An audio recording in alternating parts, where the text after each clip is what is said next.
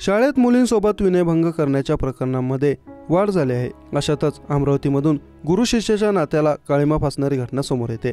विद्यार्थिनीचा शिक्षकानेच विनयभंग केल्याचा प्रकार समोर आला। ही संतप्त घटना अमरावतीतल्या पतोटा येथील एका खासगी संस्थेच्या हायस्कूल व कनिष्ठ महाविद्यालयात घडली असून अत्यंत चीड आणणारा हा प्रकार मंगळवारी उघडकीस आला, ज्यामुळे पालक आणि गावकऱ्यांकडून रोष व्यक्त करण्यात येतोय। मुख्याध्यापकांच्या माहितीनुसार शाळेत इंग्रजीच्या शिक्षकाने 25 नोव्हेंबरला विद्यार्थिनीचा विनयभंग केला। ही सर्व बाब विद्यार्थिनीने मंगळवारी मुख्याध्यापकांसमोर बोलवून दाखवली। या घटनेचे गांभीर्य लक्षात घेत शिक्षक आणि पालकांना शाळेत बोलवून हा प्रकार सविस्तर जाणून घेतला। दरम्यान पालकांना याची माहिती मिळताच संतप्त गावकरी शाळेत दाखल झाले। पालक आणि मुख्याध्यापकांनी घडलेल्या प्रकाराची माहिती पोलिसांना दिली। पतोटा पोलिसांनी मुलीकडून माहिती जाणून घेत पुढील कारवाई करण्यास सुरुवात केली। गावात सध्या पोलिसांनी चोख बंदोबस्त केला असून पालकांना शांतता ठेवण्याचे आवाहन उपविभागीय पोलीस अधिकाऱ्यांनी केले आहे।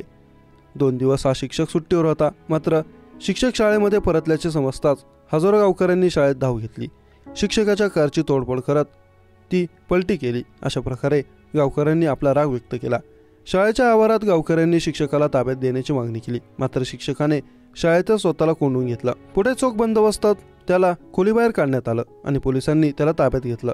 त्याच दरम्यान पालकांनी शाळेच्या आवारात घुसून शिक्षकाला ताब्यात घेण्याचा प्रयत्न केला, परंतु पोलिसांनी पालक आणि गावकऱ्यांना शांत राहण्याचं आवाहन केलं। शिंदी गावात मोठा पोलीस बंदोबस्त केल्यानंतर परिस्थिती नियंत्रणात आल्याचं समजतं। प्राप्त माहितीनुसार यापूर्वी शिक्षकाने एका मुलीची अशीच छेड काढली होती। याची रीतसर तक्रार देखील नोंदवण्यात आली होती।